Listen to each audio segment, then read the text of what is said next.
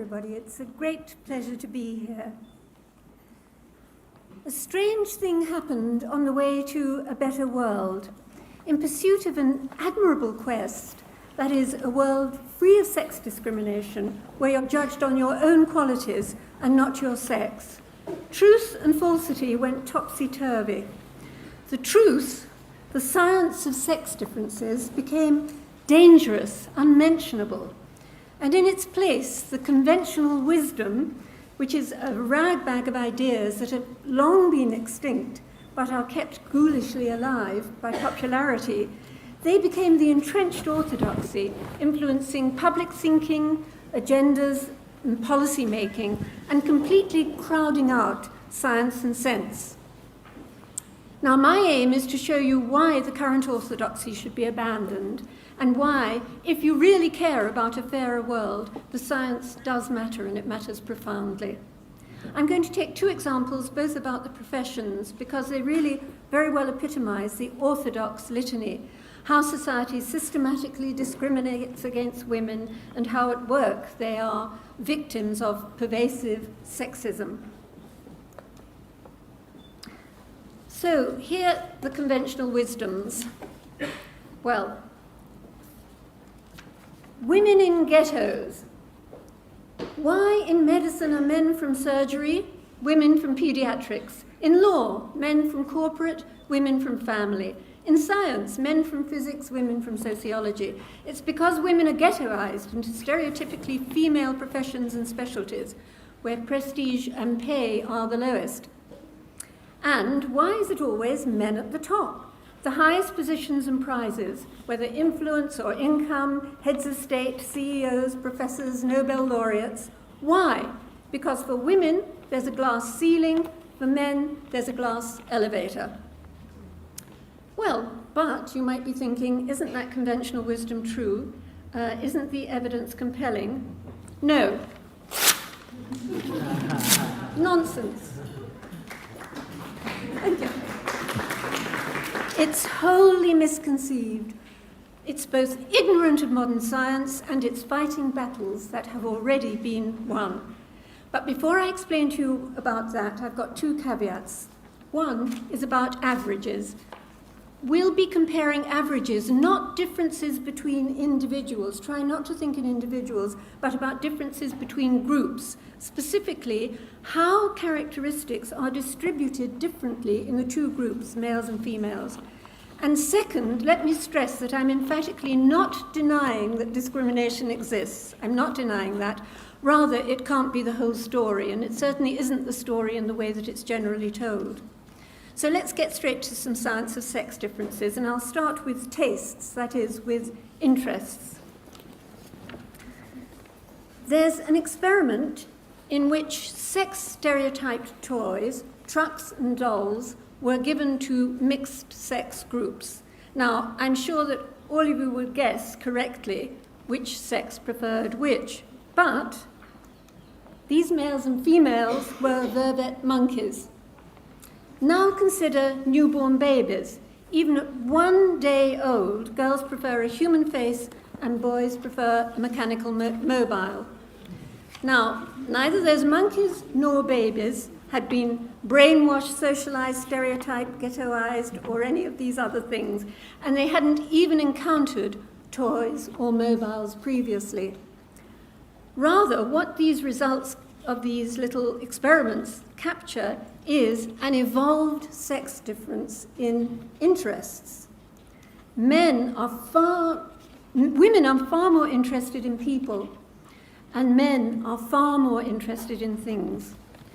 This difference is one of the largest of all psychological differences between the sexes, and also it's by far the largest when measured in career interests. And that difference in career interests, by the way, hasn't changed over the past century since records were first kept. Even though there have been massive social changes, that still stands out as the largest difference in career interests. What's more, it's been found that a person's interests are the most powerful predictor of what their entire career will be like, even more so, surprisingly, than talent. So, Look at females in the UK professions. From over 80% in the people-oriented down to 6% in things-oriented. Well, ghettoization, really? Or might it not be choice? By the way, even those 6% female engineers are overwhelmingly in bioengineering, that is, working with people or other living things. And even women in the top 1% of mathematical ability, 1%, that's very, very high, choose instead, unlike their male counterparts, they often choose careers working with people, again, people and living things, biosciences, doctors, and so on. And yet, the conventional wisdom stubbornly refuses to acknowledge that women's own interests might be a cause of how they choose their career, of what careers they're in. And now to temperaments and men at the top. Men are vastly more competitive than women.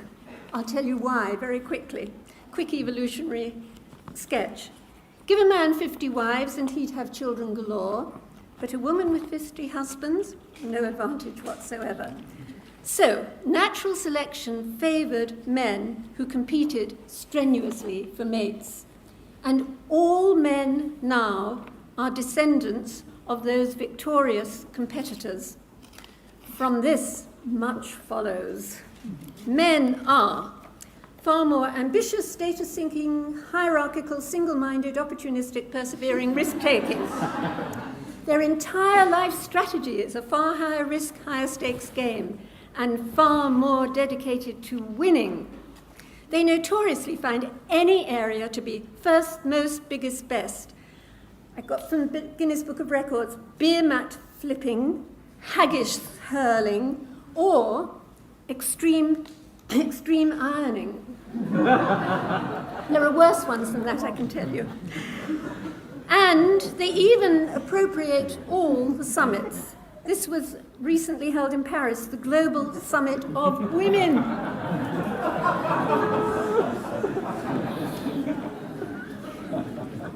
Meanwhile, what are women like? Well, they're sort of far less of all the above. That's the best way to think of it. Now, obviously, greater male competitiveness alone pushes men to the top powerfully, but science also reveals another such sex difference. It's to do with the tails of these statistical distributions, that is, the ends of the curves.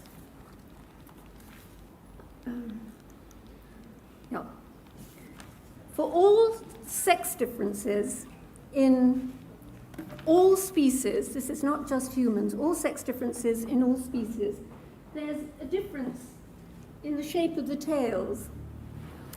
Among males, the variance, that's the difference between the best and the worst, and the most and the least, or whatever it is, tallest and shortest, is far greater than among females. Females tend to cluster round the mean, that curve there in the middle.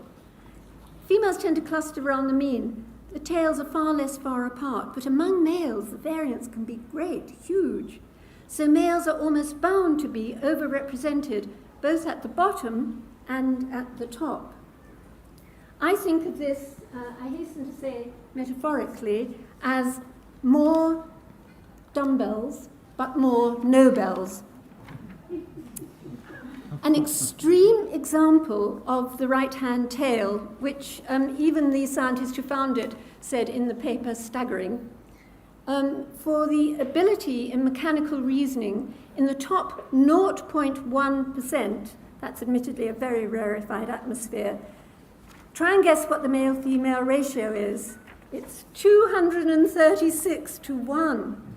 That's how far the Nobel's dumbbells effect can push the difference between males and females.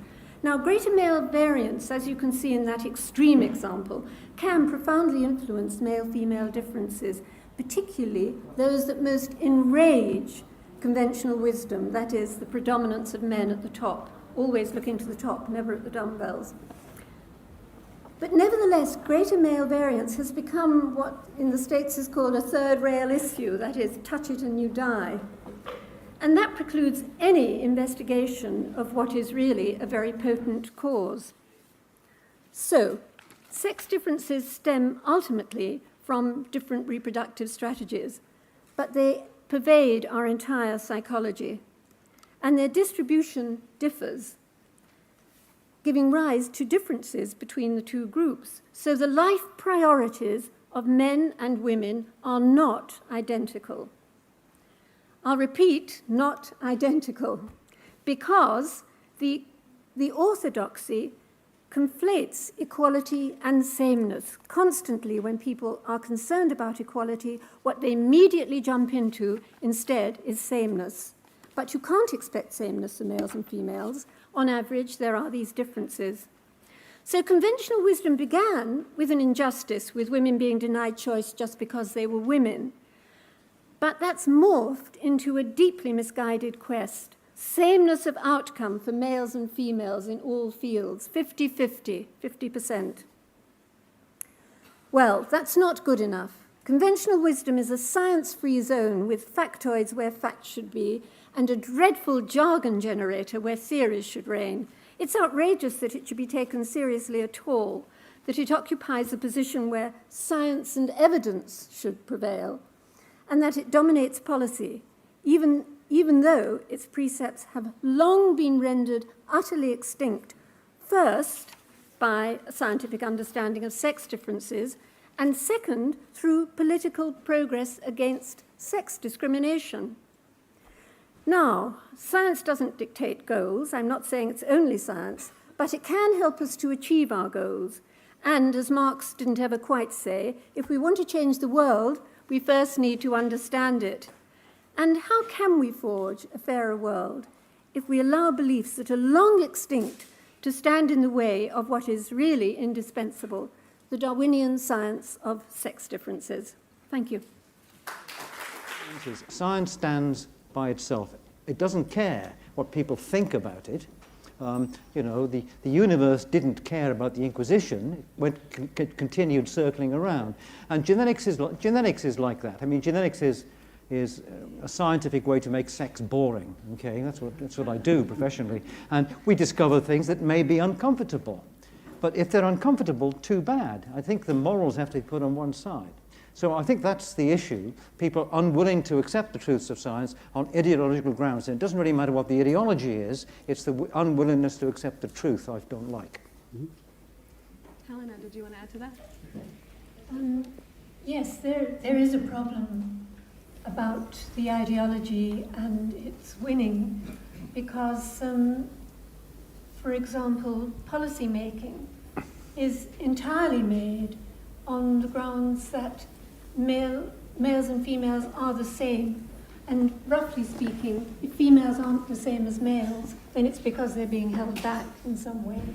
And so there are all sorts of attempts to get 50-50% in engineering, for example, which is ludicrous because on average, there is much less interest in that sort of area. I'm not talking about ability, just less interest. And similarly, one of the most egregious examples I came across recently, which I'll share with you just for the fun of it, was the Institute of Physics of all institutions, which, of course, started off its recent report with the idea that we need more engineers, more physicists, more hard scientists. Yes, of course, we all agree with that. And then they noticed that there aren't as many women as men doing it. And then the problem suddenly changed halfway through the report, and it ended up in an Institute of Physics report with suggesting that couldn't we shift more males over into the humanities and so on, and say we'll get more 50-50, even if very few women are doing engineering. There'll be so few men there anyway, so that it could be more evened up. Now that's a kind of madness. I know this sounds as if it can't be true, but that's the kind of madness you get when you're trying to impose an ideology that assumes you must have sameness, otherwise you can't have fairness. You can have fairness and you should be treated fairly on the grounds of who and what you are, and you don't have to be the same as anybody else in order for that to happen. I think you've made a really compelling case that a lot of the differences that we see in gender distribution and different career pathways are naturalistic. They seem to be evolved traits that were in response to some sort of selective process. Yes. But of course, in philosophy, there's this sort of famous notion that what is, you can't derive an ought from an is, and I want to ask you about the ethics of this. I wonder just sort of what are the implications of your research for the more ethical question about what should we be trying to encourage, and also related to this idea that, you know, having more homogeneity in anything is detrimental to the survival of an idea, of a field, and so I'm just wondering sort of how the ideas about how things are related to how they should be. I entirely agree with you about keeping that distinction, and that's why I feel it's so important that we understand, as Steve said, the difference between science and ideology. But from the point of view of what we should encourage, well, we should encourage things that, for example, we need, like we need more doctors. If we need more engineers, we should encourage it. But then we should encourage people to be doctors or engineers. What we don't want to do is discourage anybody who has a real interest and wants to do something. And that's a woman being an engineer or a man doing something typically feminine. And it's a very, very simple thing.